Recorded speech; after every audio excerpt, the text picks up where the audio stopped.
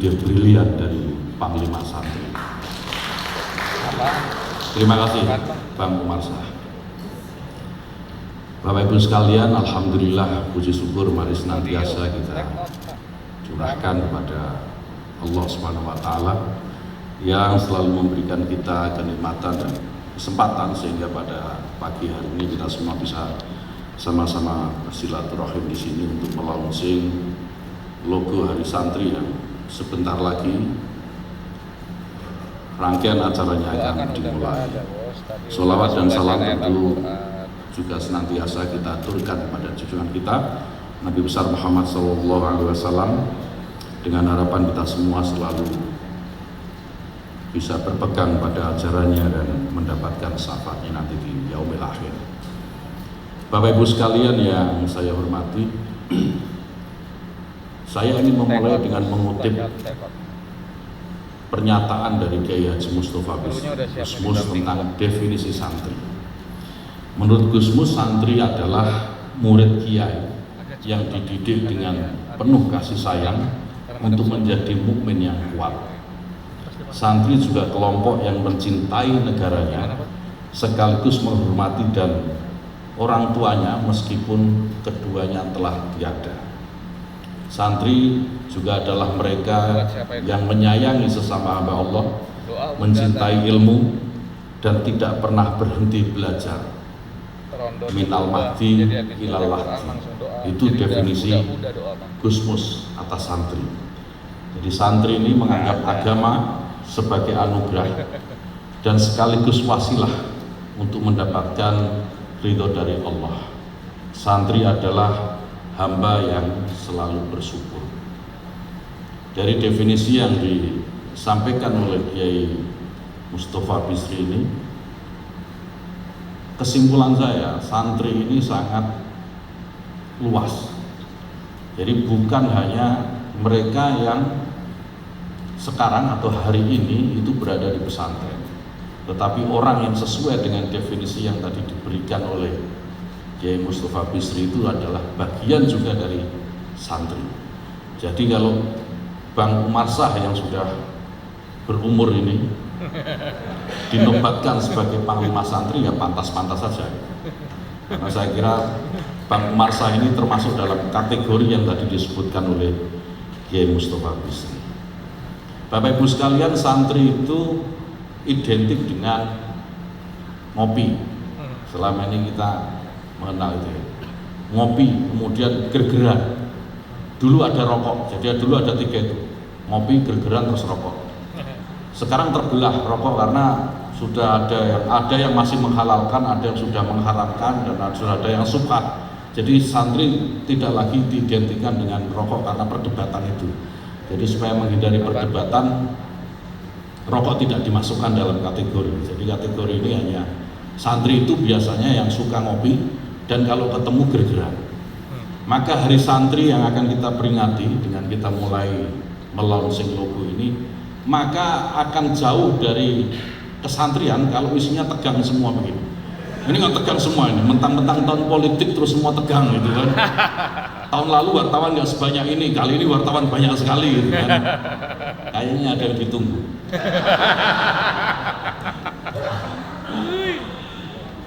Santri itu selalu gegeran, jadi kalau nggak ada lucunya itu nggak santri. Jadi ada satu guyonan santri ini. Jadi sehebat-hebatnya santri itu tidak pernah dia itu bisa berani dengan istrinya. Contohnya saya.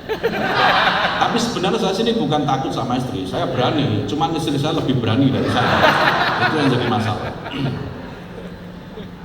Jadi satu ketika di akhirat ini ada rombongan, dua rombongan suami, kategori suami. Satu suami yang taat atau suami yang memimpin istri, gitu ya. Dan satu lagi suami yang dipimpin istri. Digolongkan dalam dua. Ini guyonan ya. Jadi jangan salah tafsir dulu, nanti digoreng-goreng. Nah, di akhirat malaikat bingung, ternyata barisan suami yang dipimpin oleh istri itu lebih banyak sangat banyak. Sementara suami yang memimpin istri hanya satu orang, namanya Nuruzaman.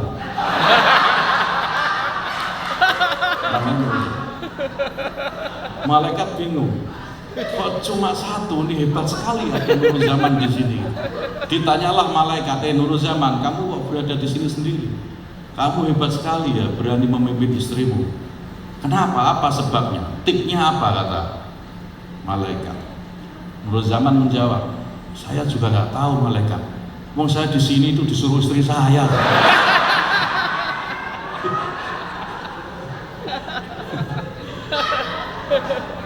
Dan itu cerminan hidup ketika di dunia juga. Nuruzaman ini juga begitu, dia sangat takut dengan istrinya. Guyonan-guyonan semacam ini menjadi hal yang biasa di kalangan santri dan pesantren. Yang sekarang orang mau guyon sedikit saja jadi berita, ya kan? Orang mau guyon sedikit jadi berita, viral kemana-mana, jadi perdebatan, dianalisa oleh analis politik gitu kan. Sampai di TV berkali-kali disiarkan, luar biasa. Memang bangsa kita ini terlalu tegang seperti itu. Maka benar doa yang tadi disampaikan oleh Pak Direktur itu, mudah-mudahan negeri ini semakin banyak santri yang bisa memimpin, supaya nggak tegang-tegang amat, supaya lebih banyak candaannya gitu. Dan candaan-candaan itu nggak usahlah dianggap serius, mau namanya juga candaan, nggak usah juga dikait-kaitkan dengan apa yang sedang berkembang sekarang gitu ya, karena itu berbeda sama sekali sebenarnya. Bapak Ibu sekalian, saya kembali ke topik Hari Santri ini. Tadi saya diingatkan oleh Pak Dirjen, ini live loh, kata Pak Dirjen. Ini live nggak bisa diedit, jadi lebih baik baca saja sambutannya.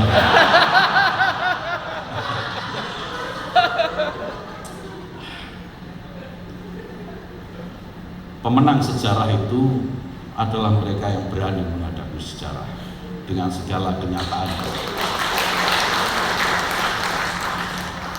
Jadi santri itu ditakdirkan untuk menjadi pemenang sejarah. Jadi apapun yang ada di depannya itu tidak akan membuat dia takut.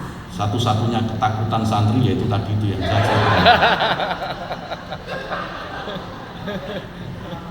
Pada launching peringatan Hari Santri ini, Bapak Ibu sekalian, izinkan saya atas nama Menteri Agama Republik Indonesia menyampaikan terima kasih kepada seluruh santri, tentu saja, baik di masa lampau maupun santri saat sekarang, yang memiliki jejak sejarah dalam setiap episode sejarah ini yang sangat menentukan.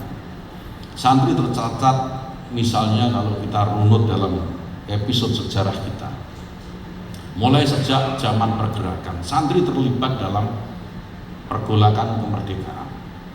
Ketika Indonesia merdeka, kemudian negara penjajah sekutu ingin kembali menjajah Indonesia, santri juga tampil ke depan untuk mempertahankan Indonesia, yang kemudian kita kenal dengan resolusi jihad yang ditakbirkan oleh Hadratus Syekh Hasyim Asy'ari. Berjuang bersama-sama kiai mempertahankan negeri ini. Oleh karena itu tidak mengherankan jika saat ini negara, pemerintah gitu, melalui pemerintah memberikan apresiasi dalam bentuk peringatan Hari Santri setiap tanggal 22 Oktober. Ini wujud dari penghargaan pemerintah atas perjuangan para santri. Setelah Indonesia merdeka, kemudian berganti dengan Orde Baru. Pada fase itu santri juga banyak terlibat. Kita tahu pergolakan tahun 65 ketika PKI memberontak negeri ini, santri juga terlibat dalam perlawanan langsung terhadap mereka. Kemudian lahir Orde Baru. Orde Baru tumbang berganti dengan masa reformasi. Para santri juga ikut terlibat di dalamnya, bahkan melahirkan seorang presiden yang sangat fenomenal, Kiai Haji Abdurrahman Wahid.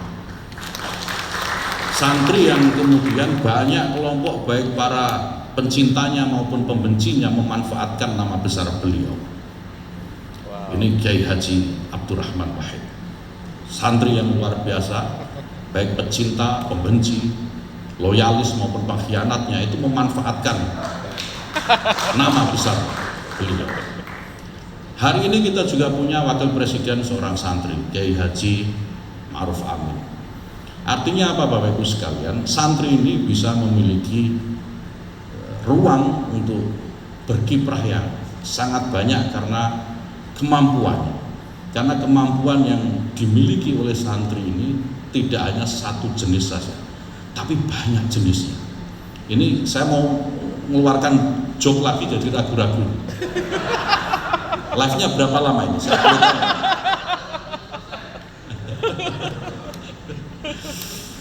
Udah langsung aja, gak usah bayar.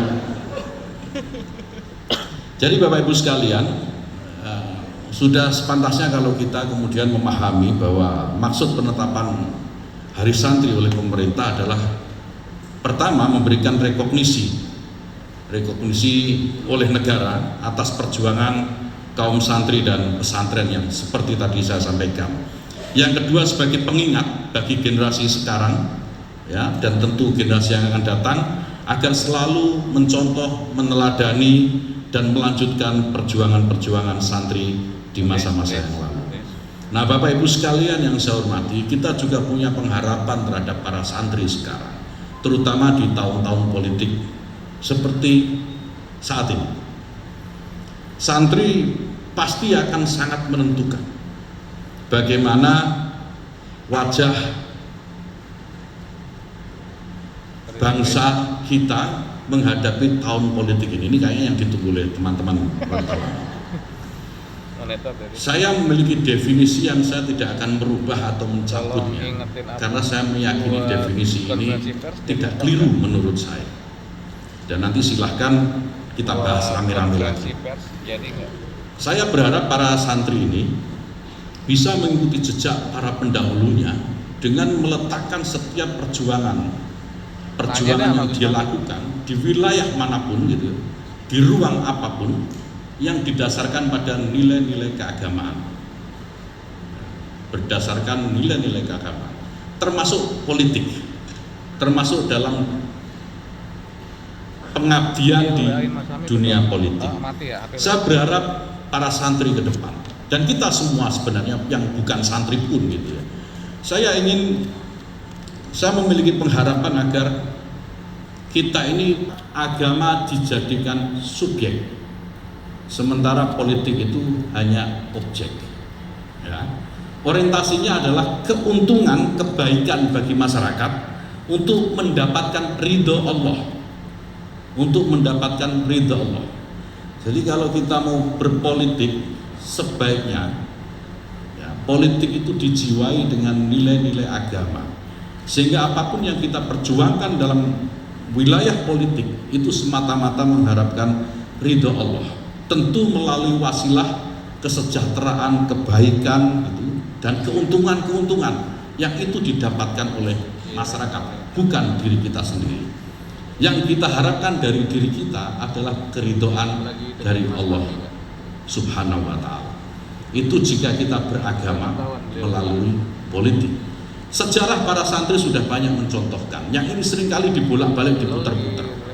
Kita mengenal Hadratus Syekh Hasyim Asy'ari. Hadratus Syekh Hasyim Asy'ari itu bukan tidak berpolitik, beliau berpolitik.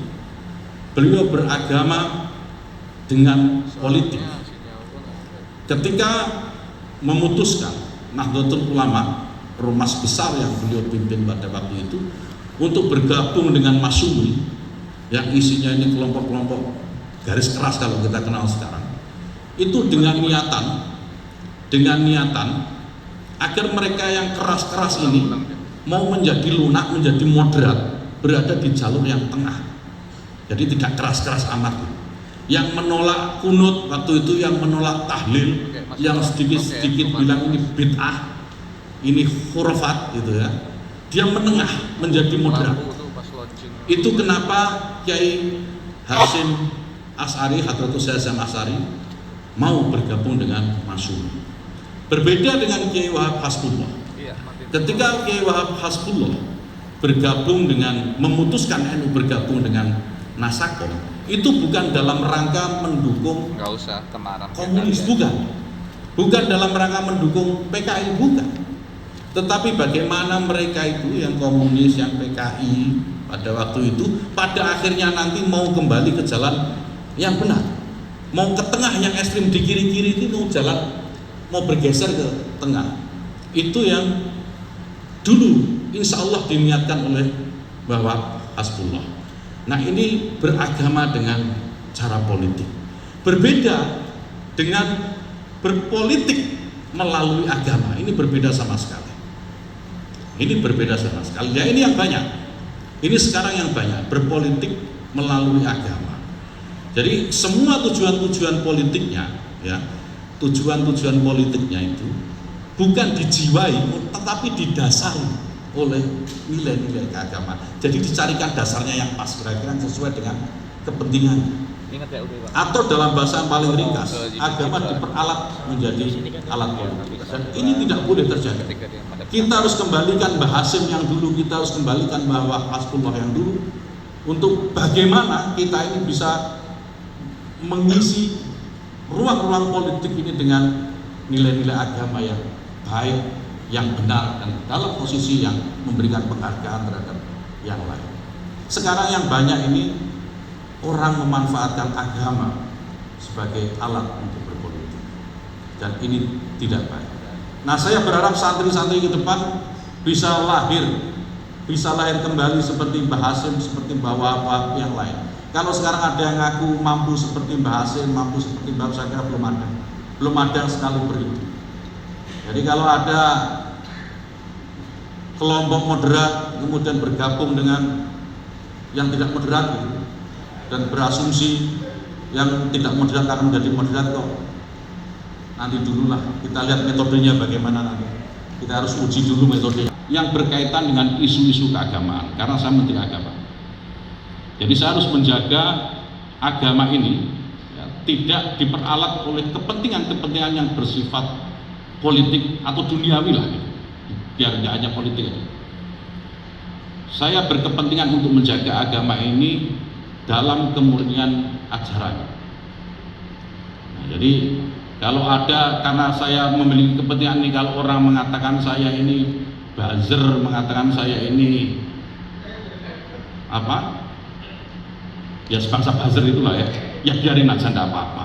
Ini soal beda pendapat itu ya sah-sah saja. Orang mau ngatain saya buzzer juga enggak apa-apa. Tapi saya sekali lagi berpegang pada prinsip bahwa saya ingin menjaga agama ini dari dalam kemurnian ajarannya. Saya tidak ingin agama diperalat untuk kepentingan politik. Saya tidak menyebut seseorang atau satu kelompok tertentu. Tidak menyebut, ini berlaku umum secara umum, berlaku keseluruhan. Jadi kalau kemudian ada yang tersinggung, ada yang merasa kesentil gitu, ya mohon maaf. Mohon maaf, mungkin Anda lelah atau pikirnya kurang gitu, saya nggak tahu.